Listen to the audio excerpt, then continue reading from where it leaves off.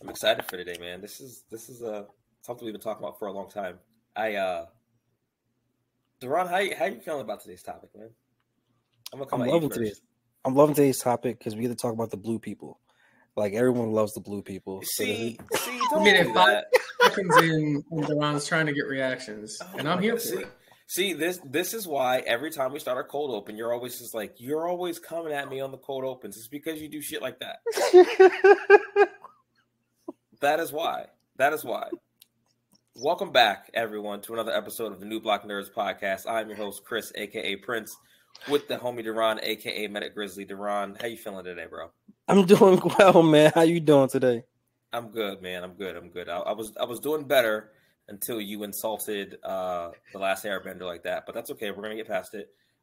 So I didn't mention the movie. And we're not going to mention the movie. This is the only time that we're going to even acknowledge its existence. Okay. But with that being said, listeners, we have another guest on the pod today to talk about book 1, Water, of Avatar: The Last Airbender. Not the blue people, not that god awful fucking movie, if we can call it that. But the actual anime run that ran on Nickelodeon back in 2008, I think it was. So, Mr. Mike, welcome to the pod. Why don't you tell people a little bit about yourself? Yeah. Happy to be here. I'm just here to put Avatar on the map because we got a lot of non-believers out there. Not only people that try to discredit The Last Airbender with James Cameron, which no disrespect to Jimmy, but people that don't put Avatar in the conversation for great stories, great anime because it was made in America. Like, God forbid, like, America does anything positive. Like, oh, it's not Japanese. Like, all right, listen. Avatar is about that beef. I see both of you smiling now. Listen, it's going to happen. I see Duran. He's going to have a heart attack. Like, craziness. So I'm just here to make sure we're all on the same page about what it means to be great. The Last Airbender is where it's at. So go ahead, Duran. So my question for you, Mike, and I want to really ask this question: why do you love Avatar? Like, okay, what's the main thing? Yeah, I'll tell you what. Avatar starts off as something that you don't want to like. I don't like the main character's design. I resisted Avatar for a long time. You start watching Avatar, it feels childish, and then there's like a subtle switch, and it's just so real. So the soft magic, hard magic systems, it's like, okay, very simple, very cool. Okay, elements, all right. That's interesting. Every kid wishes that they could control things. Any kid that saw Star Wars is like, do I have the Force? Let me check just in case. Avatar's like that. You're like, can I mess with water? Can I mess with fire? Cool. And then out of nowhere, the themes start to transition from this is a child like development show into like, oh crap, like this is real. And that's what most anime does. People that hate on anime as an entire, I don't know, genre is not even the right word for it.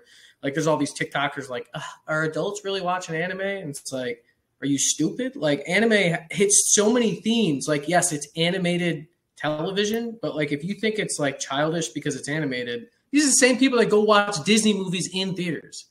Avatar takes that to another level because it's Nickelodeon, which makes you think, oh, super childish. And then it just sneaks up on you out of nowhere. Starts hitting those heartstrings in ways you didn't know could get hit. And then you get some interesting, I mean, like, I don't want to pull out all the themes. We're only talking about book 1, but you got religious undertones. You've got ethical undertones. You've got plot development, character development. I mean, it's got everything you need for a great story. So, I mean, why would you not like Avatar? That's the real question. Yeah, no, I would echo all those sentiments there, Mike. I think, and Duran, we talked about this briefly on our top 5 favorite anime episode a while back. I can't remember if this was in my top 5 or part of my honorable mentions, but it was definitely. I know we definitely talked about it. I think this is probably one of the most underrated anime that's ever been created. Just given all the attention to detail, like in respect to like world building.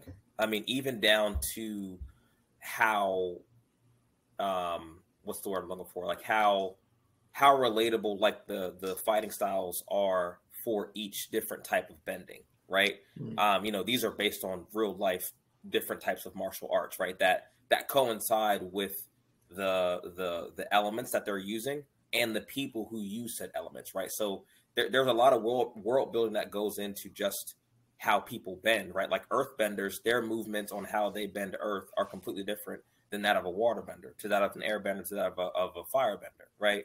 So it's like those little things, like rewatching it for, I don't even know how many times I've rewatched the series now, but seeing all that detail, all that exposition really put in the first couple of episodes, and they just like continuously build on that. I think, and I was listening to someone today talking about Avatar, about like how they really perfected like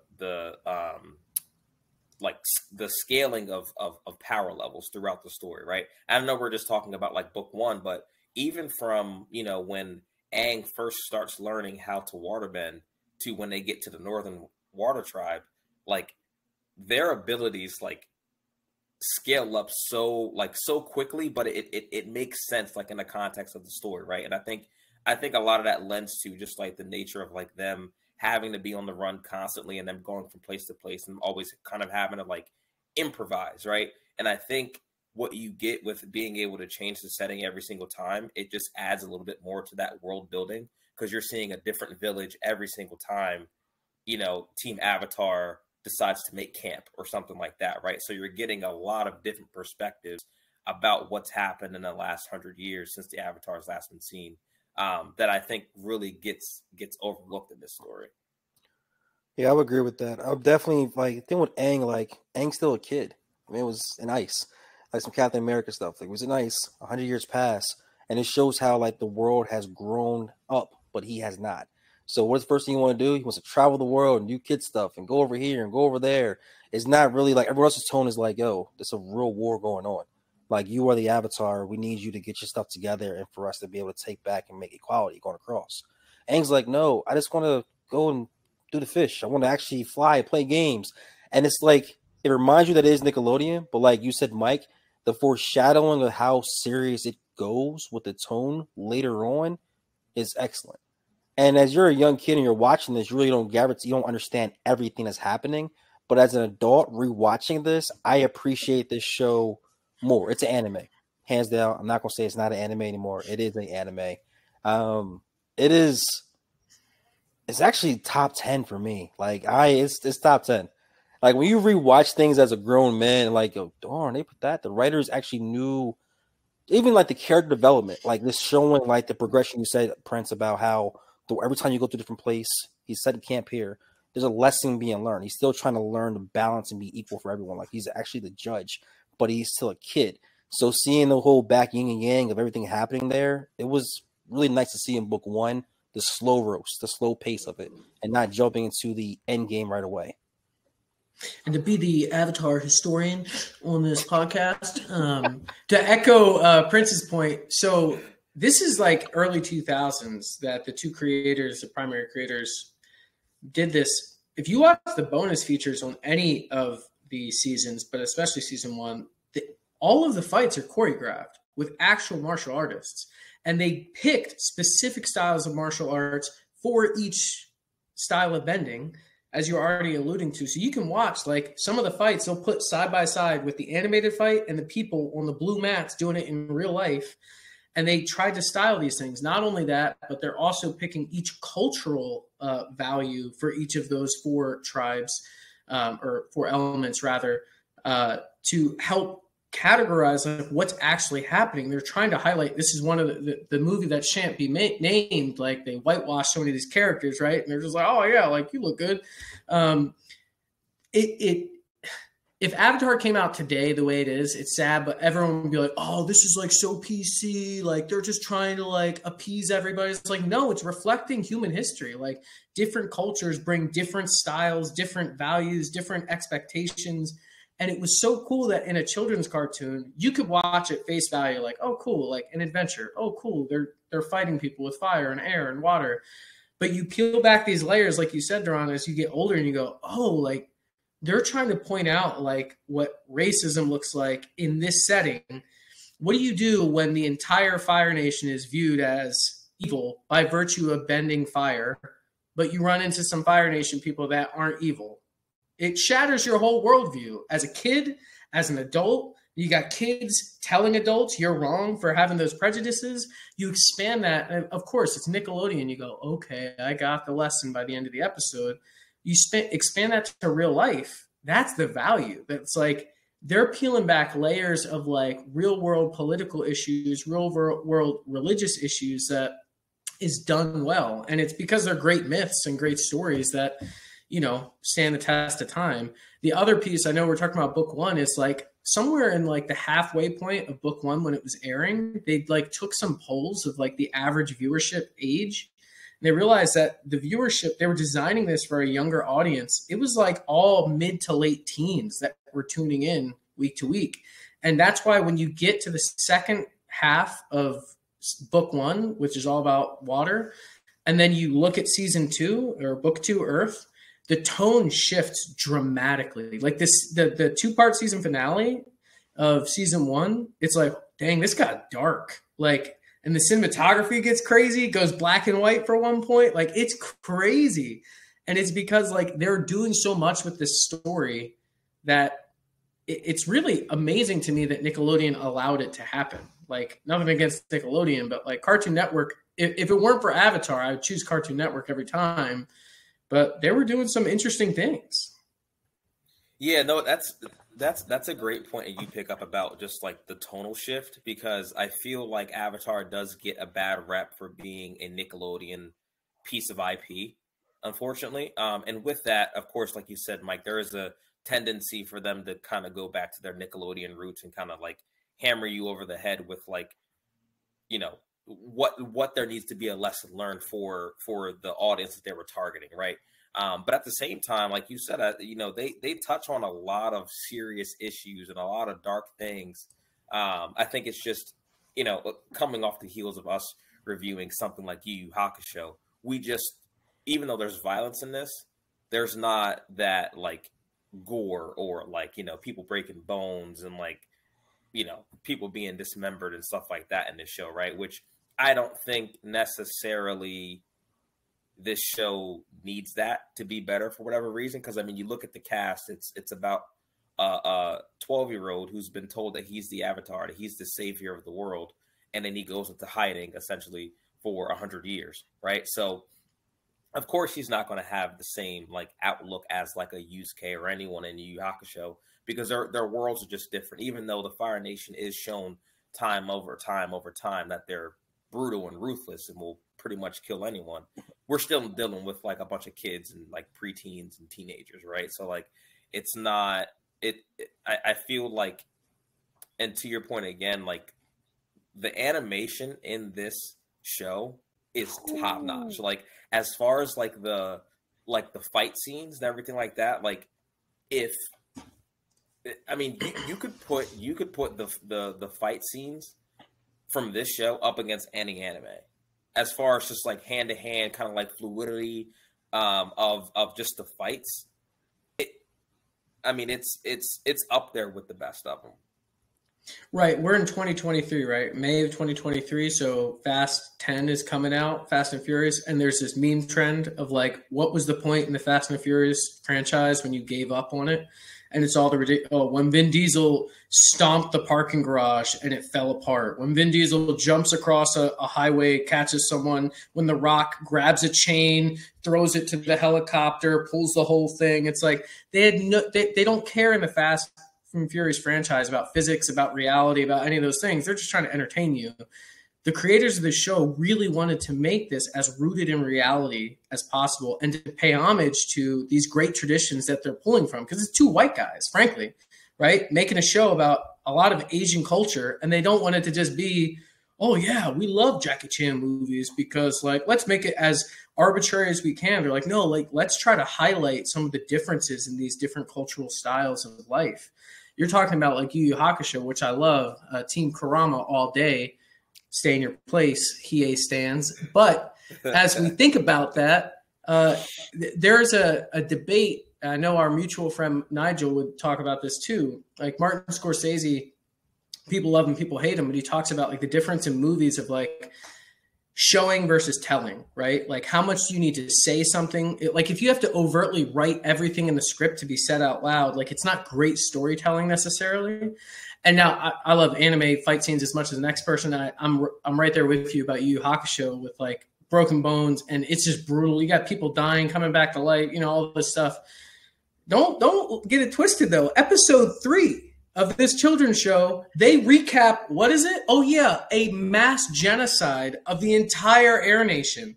Like they're pointing back to World War II. Fire Nation says, listen, we are the superior race. We're going to kill the rest of you. We're going to go nation by nation and knock you out. And you got this kid come to terms with that as a 10-year-old? Like that's crazy. And that was daytime television. We're just like, wow, that's crazy. Well, anyways, it went over your head. It went way over your head. Yes. And like just about that, even her friends were like, "Yo," the older friends were like, "Yeah, we're gonna hide from Aang. We're gonna hide. Like we're playing a little game. We're just having fun." And then he realizes, like, "Yo, the Fire Nations actually came here. Like everyone's body, they're gone."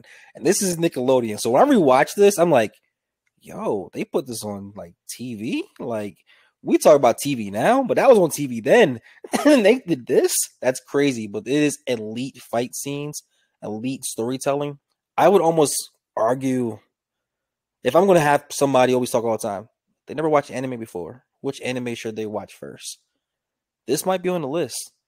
Yeah. This may be on the list of like, yo, watch this first and see if you like it. But I want to ask both of you guys a question. And you mentioned, Mike, how the character Aang was not your favorite at first.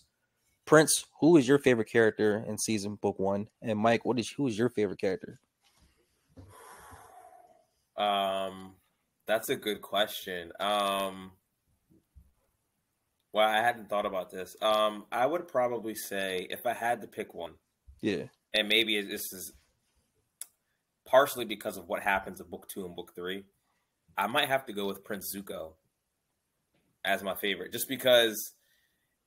And I was watching this week, the episode "The Storm," where it's showing you that Zuko and Aang are two sides of the same coin, right? They're giving you a look into both of their histories about like how they came to be who they are at the beginning of the story. And again, little stuff like that, you're getting a lot of exposition about what, like, all you talked about, Mike, about like the Fire Nation going like pretty much full-blown Nazi, right? What would a prince who grew up in that society, a society that's been at war for 100 years, right? You got to remember that no one living right now has ever seen the Avatar. So anything that they know is just folk tales, right? From their great-great-grandmother's, great-great-grandfather's bedtime stories, right? So like, I think the reason why I like Prince Zuko so much is because you see where like someone who's supposed to be the prince, who's supposed to be the heir to the throne, who's going to, usher in, the next era of Fire Nation dominance, and to see him mature and wise up, much thanks to, of course, Uncle Iroh, but like to see his character arc, I think Zuko might have one of the best character arcs in all of anime. I mean, we're like, when we're talking about someone who is objectively a villain when you first meet him, and then someone that you root for later on, I don't mean an anti-hero. I mean someone who was a full-blown villain when you first meet him, and then by the end of the story, you are 100% rooting for him. I mean, the only other person I can think of that has a character arc that has this much of a turn is Jaime Lannister.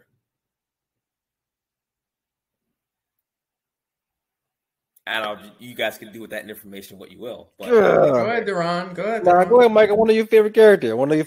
I mean, it's difficult. Yeah, I'm over here. I'm Team Avid.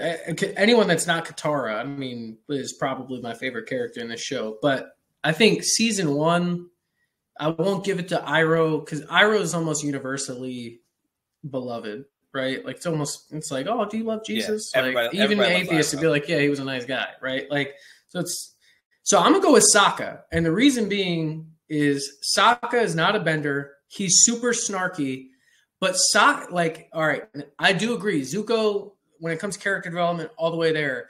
Again, early 2000s. So some of this is like maybe missed, but like think about the Kyoshi Warriors, right? I love that. First of all, Suki, queen. But like Sokka walks in, he's like, oh, I ain't going to fight these girls. Show him up. Smack this man around. Throw him in the dress and garb. And Sokka by the end is like, yo, these women are legit. You see Sokka develop not only in season 1, but all the way through. And, Sokka is the man. Like, he ends up with the princess at the end. Like, what's going on? And Zuko has the best line in season 3. We won't get there, but I mean, come on. Like, relationship advice from Zuko is pretty spectacular in season 3. But Sokka, between not being a bender, being the older brother, being like left alone as the leader of the tribe, but as a teenager, like there's so many tensions wrapped up in his character that continue on. And again, like what makes Avatar so interesting to me as a story is that anime, as we talk about, and you guys have done a number of anime on your podcast, something like Yu Yu Hakusho, it's rated for teens and up, right? You look at Game of Thrones, that's 17 and up, right? Like the themes that they hit overtly because we are adults in the real world. We know these themes. They're gross. They're terrible. It's injustice. Avatar is weaving these things together for children, and they impacted me as a child and they're impacting me as an adult. And like, of course, there's something about Aang, like, okay, he's the main character. He's the Avatar. He's got all these powers. And I value that. And like, there's stuff later in season 3 in particular with Aang that I think is really relatable. I don't like many main characters in anime only because there's a trope of like, I'm goofy and I'm dumb and I'm not going to get serious. Like my favorite anime of all time is that way. It's hard for me to warm up. I mean, like Naruto is exhausting. You wait forever for this guy to stop going, no, I don't believe it. And it's like, now Naruto turns out legit, but it takes a long time to get there. You're really trusting the supporting cast in Naruto to carry it. One Piece, I love One Piece, but it takes a long time for you to warm up to an idiot leading the group. Goku, like, all right, let's make a bet. You can blow up Earth or fight me. Like, I mean, it just get to a point where like you're tired of people acting stupid. But right. I mean, gotta go with Sokka. Wait, I gotta. In all that, I heard, your favorite anime is like that. Now I have to ask, what's your favorite anime? It's got to be One Piece. It's not even a question. And the only way I get around that, I will be honest, is that Avatar is my first love. But this is the only time that I'll say Avatar is not an anime, is that if you make me choose a favorite anime, in which case I will say it's got an asterisk, No. We're not doing that here. We're not doing that in this podcast. You're going to answer the question. They're all anime. What is your favorite anime? Do you want the truth? You can't handle the truth. I don't know what to say to you, okay? Listen, if you said I was on a desert island, but listen. Oh, you know what? I can't answer it. All other things aside. Avatar is my favorite anime. My favorite story is One Piece. If you want to have a debate, listen, it's because the anime has trashed it. The anime pacing is horrible in One Piece. If you're going to get into One Piece, you should read it, not watch it. You heard it here first. Yeah, I'm not going to, like I said, I'm not going to get into it about One Piece. I've made my thoughts about One Piece known on the podcast on many occasions. I don't dislike One Piece. I just, frankly, I don't have the time. Fair enough. That's if you read it, you'll find the time. But we don't let's not get off the rails, Yeah, I don't want to get off topic. Oh my gosh, this is funny. Yeah. This is so funny. So Duran, who's your favorite character? This isn't a group text. You can't ask the question and not answer it. 100%. Tell them again, Mike. What? What is this? I do answer the questions. Say that again. You're notorious for that. How? Because you'll always come into the group chat. We were talking about this just before we went live. You always go in a group chat and you'll drop a little bomb and then you'll just disappear and let us fucking fight over it. That's my job. Oh, sorry. I had to go to work. This is a good conversation. Answer the question, Duran. Who's your favorite character? Go ahead. From season 1. It's Wait, you know what? Let's no. Oh, all right. It's got to be Unk. But if you're not gonna pick Unk because Universal, everybody loves him, I may surprise you. It's actually Aang, and the reason why it's actually Aang is because like I'm not sure which episode it was. When they had both villages, that was a misunderstanding about what happened with the orb, and they were told two different stories. And you saw him take a leadership role, like, yo, listen, we're not dealing with this. I need to get somewhere and actually learn something, and you guys are messing it up. So you actually saw him grow in the episode of, hey, you guys go over here, you guys go over here, we're going to split up. And I'm like, okay, my man stepped up and doing what he got to do. Versus everyone else is like, they don't realize it. They're following him. Everyone's following his words and his leadership. Yes, he's still an idiot. I understand the trope. But this whole Naruto comment you made, by the way, I reject that. We're not even going to talk about that. Naruto is the GOAT. But as far as this particular season, I appreciate Aang because of knowing that even when he was trying to seek to go into the spirit and actually understand, hey, I have responsibility. People are dying. What do I have to do? I have to learn these things. Yes, I'm still going to have fun. It shows you the realism, as in like you're still being a kid. Everyone else was so stuck in the gravity of what has happened in the past 100 years or their lifetime that it's hard for them to actually open up and be themselves. You saw glimpses of that, but in this particular season, you saw a real person and what they would do in a situation like that. They're still going to be themselves, but they also had to learn and grow. So outside of Unk, I'm going to say Aang. So this is not a group chat. I will answer the question, fools. I'm not throwing shade because I know Prince and I agree on this too. Yeah. Is that you often choose, you're like, wait, who does everybody like? All right, I'm going to pick this other character. What's everyone's favorite episode? I'm going to pick that one. Now, let the record show, IMDb says that episode, season 1, episode 11, is the lowest ranked episode in season 1. It's a 6.9. So it's Duran's character to pick that. Now, I do love that episode, though. Yo! And it's an interesting thing, not to spoil anything about Attack on Titan, but the fundamental question of that episode, which is deep for a children's show. Yes. So the situation is, in the end, like these two clans remember history differently. Oh, you wronged us. No, you wronged us first. And in the end, Aang's like, no, I remember. This is what happened. You're both right. And then they get along. And they're like, wow, Aang, that was so smart. He's like, I made that up just to fix the problem. This is the deep question, again, answered in anime, that is tackled in Attack on Titan. At what point? I mean, you go to biblical stories, you go to Attack on Titan, you go to all of human history. How far back do you have to go to stop fighting the fights of your ancestors? Like, at what point are you going to stop relitigating something from 1,000 years ago, 10,000 years ago? And Aang comes in like, oh, everyone was right. You're like, oh, okay, well, let's move on. It's like, at a certain point, you got to let go of the pain that is plaguing you. It's like, well, dang. All right. So I'm interested that that's your favorite episode, Duran. Did you look up the episode ratings on IMDb? Is that no? I did not, you jerk. I did not. And I really want to see the reference of this because I feel like you're full. I can't say the words I want to say right now. I just want to. I know how you are, so Mr. Want to stir the pot all the time. So I gotta see that. You gotta send that in a group chat. I don't believe that. You know how he is, Duran. He just proved, like in real time, why you are the way you are, and gave you a specific example. Like as soon as he brought up the episode rating, I was like, of course, this is Duran's favorite episode. Of course it is. We heard you say on the pod the other week what your favorite part of Yu Yu Hakusho was. I'm just saying that I didn't even know it was a rating. I really didn't. I'm talking about as far as like this. Consequences and life lessons. Like, it's real, let's be honest. A lot of things you can say that are in anime or whatever you do in the reality world, from Game of Thrones to anything you decide to venture off in, the realism is so important because it actually pulls you in to realize, like, hey, this can really happen. And that was the perfect episode for me to feel like, yo, this is legit. Because you see, like you said, Mike, you see people going through with their ancestors and actually having so much there's so much carry and like weight that they don't let go.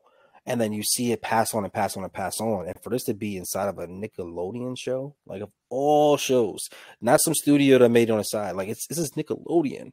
Like, we're not thinking of this for that. And we're talking about how it could be arguably top 10 anime of all time. Like, that's what it is. And like, I just value and appreciate this so much more as being a grown man. Yeah, no, and you know, to piggyback on that, I think, you know, talking about dealing with this tension between these two clans because they got their history wrong. Remember, this is a world that's been at war for at least the last 100 years. Mm-hmm. Right. So like I love that the natural flow of the show, because the Avatar and his friends are on the run and they have to go from town to town, nation to nation, that you're getting different perspectives of a bunch of different people who have lived in nothing but a warlike atmosphere for 100 years. Mm-hmm. Right. And again, it's on Nickelodeon, but that's a heavy, serious issue for kids to be exposed to, right? It's not just we're the good guys, they're the bad guys. We're just gonna, have a fight for a couple of episodes, and whoever wins at the end wins. It's like, no, like how do people like you see how in response how some corners of the Earth Kingdom and like the Water Kingdom have gotten a little bit more militaristic as a response to the Fire Nation's actions, right? Like you look at like Mike, you touched on it earlier about like Sokka being like the leader of his tribe, even though he's like, what, 14 maybe at most at the beginning of the story, because all their fathers went off to war and a lot of them are never going to come home, right? So it's just like, that's a real thing that like he's had to deal with, and why he always puts on this like, super macho persona, like nothing bothers him and he's, just whatever, because he has to be. He can't, he's never been afforded the luxury of showing any kind of, frailty, because he's now the man at 14 years old. You know what I mean? And I think that is very well delivered, like throughout book one and like the rest of the series as well, of just like how, the younger guard kind of pushing out the old guard, you know what I mean, so to speak, and trying to, I guess, not make the same mistakes that their forebears made. Can we talk about how Sokka's a genius? Yeah, like we're gonna talk about the balloon. He is a genius tactician. I mean, Can we talk about the balloon? Can we talk about the balloon? That's his thing, though. I mean, like we talk about him not being able to bend, but I mean, he's still an adequate hand-to-hand fighter. With swords and clubs and weapons and everything like that. But really, the biggest benefit to having Sokka on your team is his brain. Even though he comes off as kind of an idiot, he's, when push comes to shove, like he is your tactician on your team. He's the guy that's going to tell you where to go. He's going, you know what I mean? He's going to call full timeout. We got 60 seconds to draw up a play, and it's going to work. It sounds like you're saying that tacticians are actually more valuable in a squad. No, we can move on. You vote for that? I think it depends. Oh, you vote for that? You're so I think it depends. I think like the strengths and weaknesses of Team Avatar are very well balanced, right? Like yeah. Aang is not a thinker; he's an improviser, right? And that goes naturally. Right. I feel like with his style of airbending, because it's not as forceful as like earthbending or firebending. It's very like airbending and waterbending I feel like are very similar in that regard, where it's not. I feel like they're never really on the attack. They're always about like turning their enemy's energy back onto themselves, right? Not like we're like airbenders and waterbenders they're not the people who are going to make the first blow. You know what I mean? So like Aang is always just like, I feel like just kind of getting by the skin of his teeth. And that's where like someone like Sokka can come in and be like, hey, instead of just going in there and just being like, fuck it, let's see what happens, how about we actually draw a plan? You know what I mean? And that lends again to Sokka not being able to bend, because he's just like, I can't just go in there and just wing it because I'll get bodied. So, Mike, how did you feel about how the season was? You said the pacing increased already, the viewership and seeing what's happening, and the writers realized they have a golden mission going on. They're sitting on gold right now. So towards the end of the season, you see how the pace is picking up, and then you see how it's like, yo, this is not the same tone as the first episode. How did you feel how it concluded? And then looking forward to season 2. Okay. There's honorable mentions. I mean, first of all, you get the Spirit World part 1, part 2. I'm not like an encyclopedia. I've got the tab open here. So episode 8 is when you see like Avatar Roku show up and all this talking. But then you get the storm gives you the dramatic backstory for Aang. You're like, oh dang, that's crazy. You get Zuko showing up as a blue spirit in episode 13. That's crazy. Some awesome moments there. And then you got the deserter Fire Nation guy leading everybody. But those final 2 episodes tug on so many emotions. So there's this minor romance plot that kind of becomes major, but kind of minor. But again, we're talking about going back like 10 minutes. Like you got these young kids teaching the old guard how to lead, like not to be overly in your head about like doing the right thing. It's about listening to like what the needs of the people are, right? Like Sokka gets on the scene. He's trying to say like, you guys are 100 years late on what Fire Tribe people look like, Fire Nation people look like, and the uniforms you use. They wouldn't listen. So he had to take matters into his own hand. You've got Zuko who's attacking people, and yet you're kind of rooting for him because you've got this backstory for him now. Like, what would you do if you were raised, like you said, in a nation that told you these other people are inferior? If you were raised by a father that treated you like you were dirt, that abused you, all these things, all you want is that love and support. It's like hitting you from every angle. You're like, then you got Katara. Once again, like if you're checking boxes in 2023, you're like, man, they're catering to all these audiences. It's like, no, like this is a natural waterbender that shows up and is showing up this water bending master. And it's fire, dude, in the most punny way ever. It's like she shows up on the scene and she's like, this is ridiculous. I'm going to show you something. You got Aang going like full like ape mode, like going into the water beast. We don't even know what that is. I mean, it goes crazy. But then the cinematography, if you can use that word with animation, like if someone else can correct me. But when Zhao kills the spirits, in the water and the whole like the moon spirit, and then it goes black and white. I remember watching that. I didn't watch Avatar till I was in college. I remember watching that and I was just like glued to the screen. And I was like, this is crazy. Because then the water bending and the fire bending were the only things lighting up the screen. So it's not just like, oh, the story just went on like, 100% crazy mode. It's like the animation was crazy. Like the tension was building in such a way. You got Zuko, and then you had Iroh. We got Aang coming in going, Zuko, you never think about this stuff. What is wrong with you? And you're like, I felt like I was getting yelled at. I'm like, what do I not think about? It's like, this is hitting me in ways that for One Piece, it takes 40 episodes to get to. It took Avatar 20 episodes. You got to keep that in the back of your mind. Now, if you're reading the manga, it's different. But I'm just saying, like, the culmination of season 1, like, there's so much meeting at that, and you go, yo, this is serious. This is legit. And then as an adult, you're going, this is not a children's show. Like, and that's the thing with great stories. You can watch a great story, a movie that you watch, like there are movies you liked as a kid that you might like for nostalgia, but then there's movies you watch again that you liked as a kid that are objectively still that great. Avatar is one of those things. Like a lot of anime is drawn, written, and shot as something for teenagers, and it can stand the test of time. This is written, and it's as applicable now as it was then. Oh, dude, it's so solid. And it just gets better. It gets better. Season 2, season 3, like, come on. Come on. Yeah, no, I'd agree. I think, what you're saying about like how season 1 wraps up, I feel like they do a great job, better than most from a storytelling perspective, when they're upping the stakes in this show, right? Like at the beginning, you have a couple of episodes where you're kind of figuring stuff out. But again, they are dropping in oh, by the way, 100 years ago, there was a mass genocide.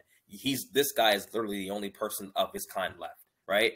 To the end, like you said, just the cinematography of just everything going black and white. And I got the same feeling you did. Like my first time watching that was just like, oh shit, this is real.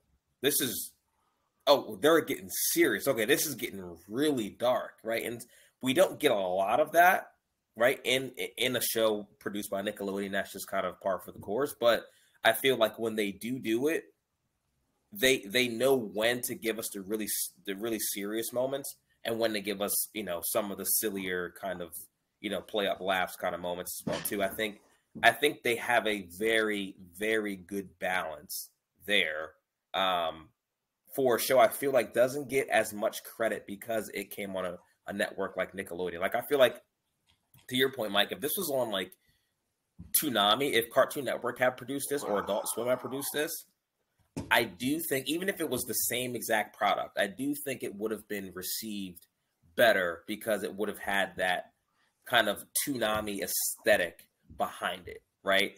This one has a Nickelodeon aesthetic behind it, right? So naturally people are going to be like, oh, well, this is for kids. You know what I mean? Well, technically all anime, well, I'm not going to say all anime, but most anime is for kids. That doesn't mean that it can't have very serious issues and very serious moments where you'd be like, ooh, shit, I feel kind of dirty like watching this. This got kind of dark.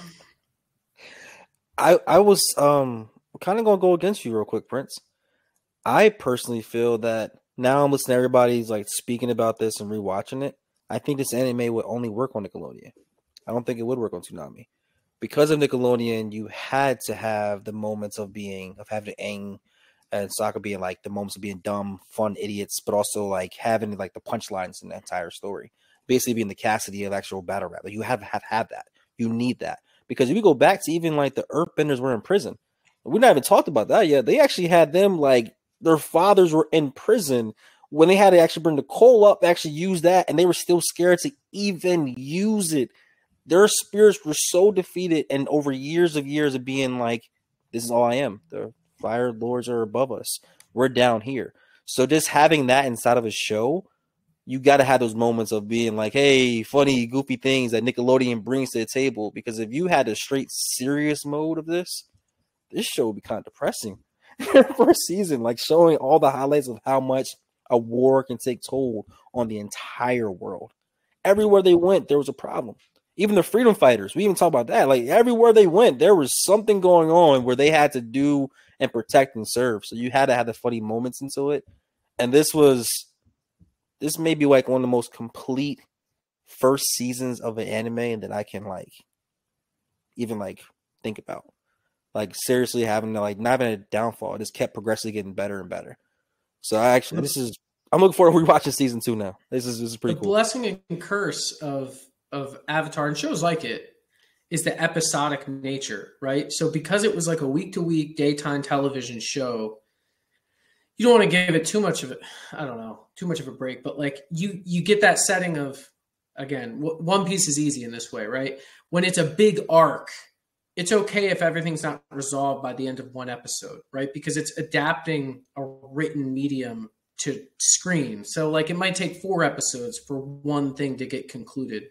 Avatar, they had to start an idea, develop it, and end it at every episode. So like you can pick any episode to watch, and within 2 minutes, you know all the important characters. There's a new problem introduced, but there's this undergirding current carrying the big picture stuff about the show. You could pick Avatar up in season 3, and there's just enough flashbacks, just enough context that you're like, okay.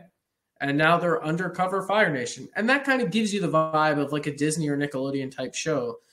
But it also lends itself to like, again, like we've talked about, like the first half of season 1 leaned into that really heavy. The second half of season 1 really leaned in the other direction of like, here are some of the big picture things we're developing. And by the time season 2 hits, it's always at the forefront. Every minor story flows into the bigger story. You mentioned the Freedom Fighters, and one of the coolest things about that to me, because I hate the Freedom Fighters actually, but what they represent. Wait, you hate Jet? Yeah, dude, come on, bro. Like, wait. I will say, I liked his whatever. Nobody hates Jet. Yeah, Katara didn't hate Jet. I mean, he reminds me of every like 16-year-old boy that like first went to the gym. You know, like. Oh, you know what I'm saying? Like he's just like, oh yeah, dude, like I'm masculine. Like, yeah. All right, bro, stop chewing on straw. And like, he tried to kill some people. But even in that episode, Sokka is raised with the question of, do we help this old Fire Nation guy or not? You know, and the Freedom Fighters are interesting that way. Like, and then you got Katara fangirling. I mean, and that's the cool thing about this, because like. The Freedom Fighters play later on in seasons. It's just like little like Easter eggs in every single episode that you wouldn't realize until you watch the complete story of what's going to happen. And then seeing that these are not grown old men. These are young teenagers making these decisions about, hey, let's fill the springs up and let's have this massive plan to go and get a counterattack.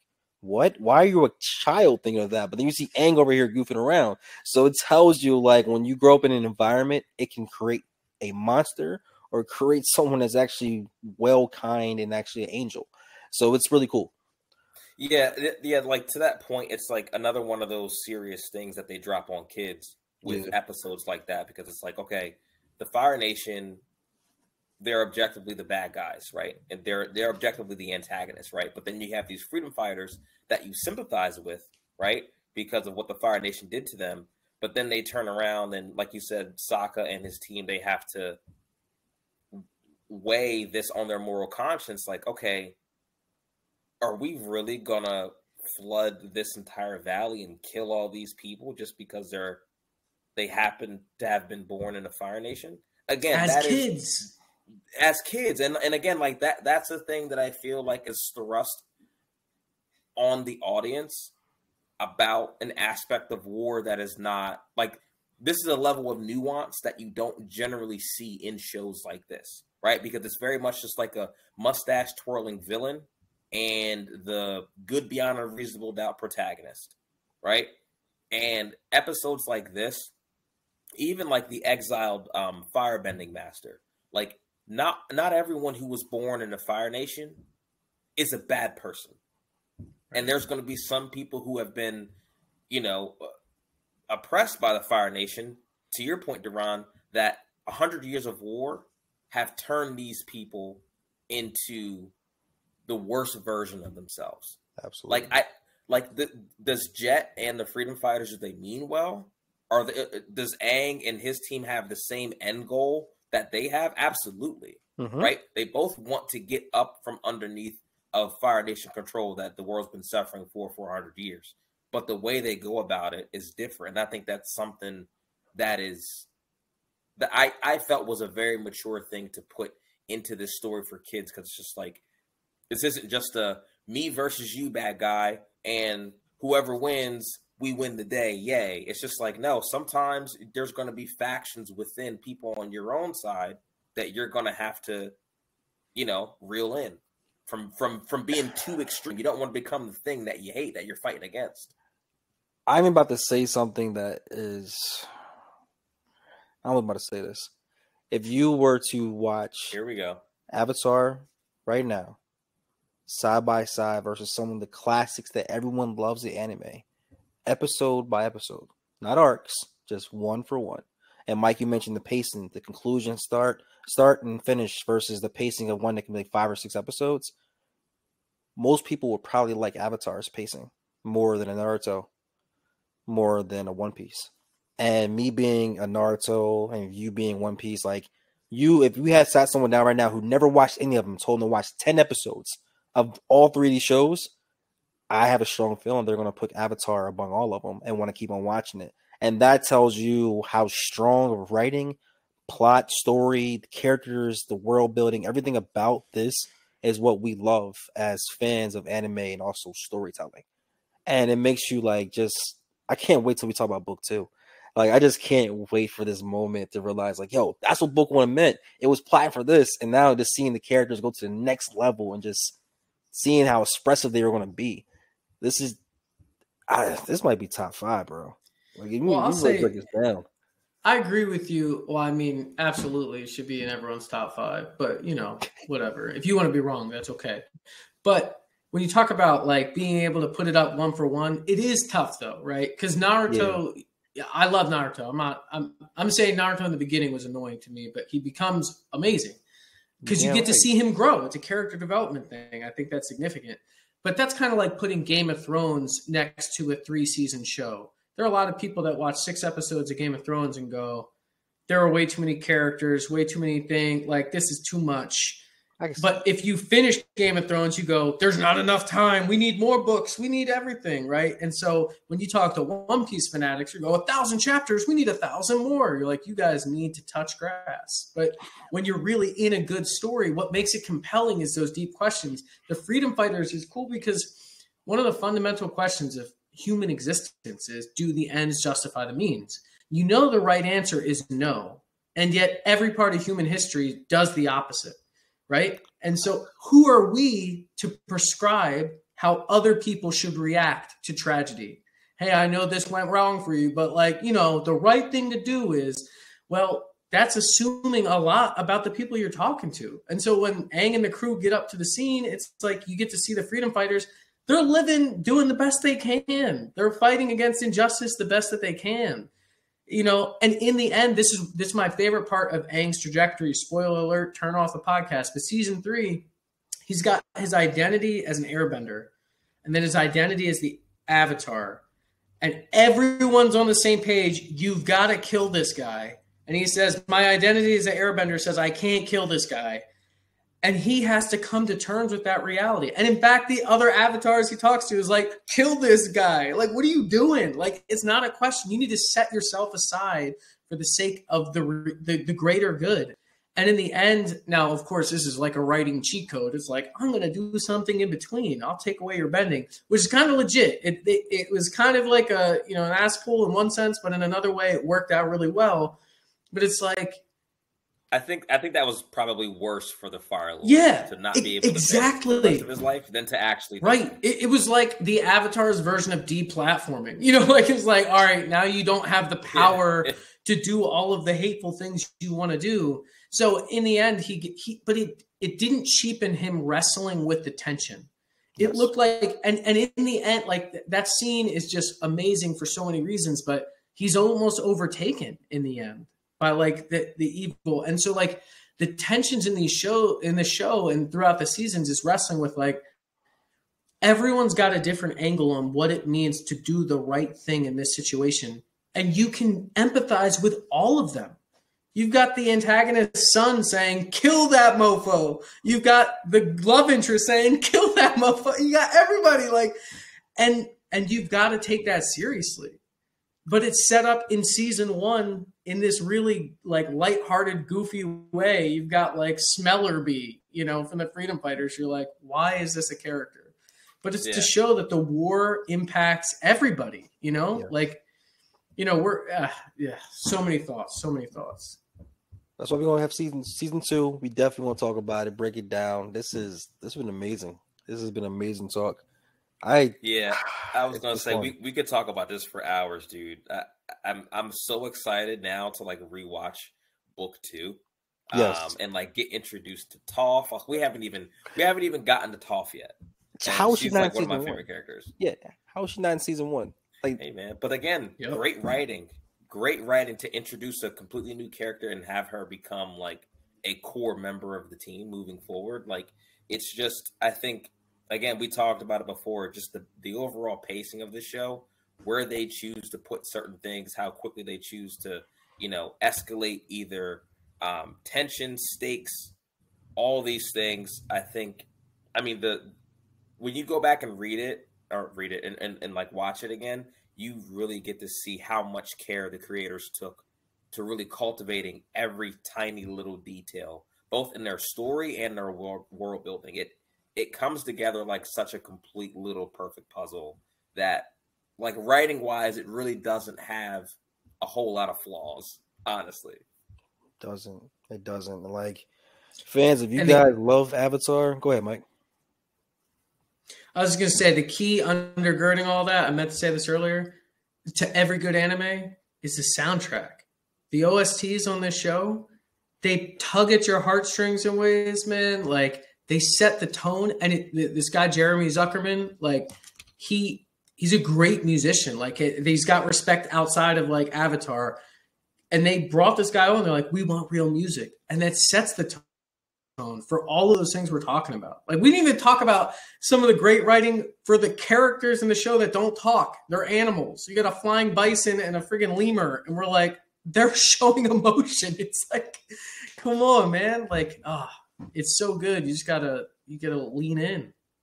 You got to. If you have not watched this, it's on Netflix right now. Please go check it out. Mike, you have the books too, don't you? Yeah, so the comic books came out after the show, like long after the show ended, because they were originally going to keep going, And then Nickelodeon and them had some beef after the movie. You know, M. Night Shyamalan, get out of here. We don't like you. We don't stand you here. And then they had the sequel series, Legend of Korra. A lot of people hate on it, but it's just because they're not enlightened. And then the comics came out that pick up right after book 3. And now they're going to animate some of the comic story lore with the new Avatar studios. So it's going to be Speaking legit. Of which, Mike, as an avid Avatar fan, how do you feel about this live action TV series they're putting together? I felt amazing about it until the showrunners left the show again. So with the movie, they were producers, and M. Night Shyamalan went, we don't need your help. And they're like, no, you're kind of messing this up. And they're like, we didn't ask. Nickelodeon kind of gave them all the rights, like the movie studio, nothing to the showrunners. Netflix said it would be different, and the same thing started happening. They went, you know what? We've been through this before. You guys do you. We're out. And now but then they started Avatar Studios, and they're going to do these animated projects. I will say there is a glimmer of hope in me because they have taken this project seriously, and to make it a series rather than just one-shot movies. We're talking about a TV show that had 21 episodes in the first season they tried to do in one movie. I mean, how do you do that well? And this is the whole debate about live action. A lot of anime, you're doing elemental stuff. Look at the MCU. Like, what phase are we on? 4 or 5? If you cheap out on CGI, it ruins a product forever. Like, and when you're doing something as heavy CGI as something like Avatar would have to be, it's pretty rare for it to go well. So I am cynically hopeful, we'll say. That's my official status. I have zero expectations of it, but I think it could turn out okay. Yeah, I mean, and anime adaptions have not been received. They don't have a great track record, let's just say that. Looking at you, Cowboy Bebop. Yeah, trash. Am I the only person that does not like Cowboy Bebop, like the anime or live action? Like, yes, I don't like it. Yeah, you are. Yeah, you are. Soundtrack, come on, man. Soundtrack's decent. It's cool. Yeah. But anyway, fans, this is New Black Nerd Podcast. Yeah, the crazy thing is, Duran says this stuff on like a live recording, bro. This is in history. Aliens are gonna come to Earth 100 years from now and be like, "Yo, that guy Duran, he said he didn't like the Cowboy Bebop soundtrack." That's crazy. What a loser. I'm sorry. I don't. Episode 6.9 of Avatar. You enjoyed this episode.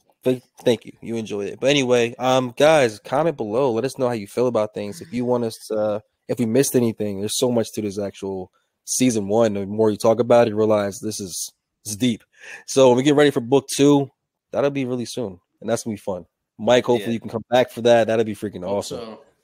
Absolutely. Yeah, no, Mike, it's been a pleasure, man, having you on. We're definitely going to have you back for book 2.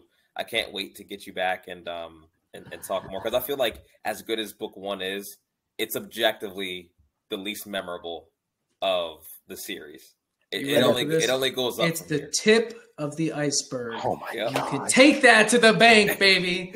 It only goes up from here, man. So, Mike, we appreciate you, man. Love you. I hope to see you back for book 2.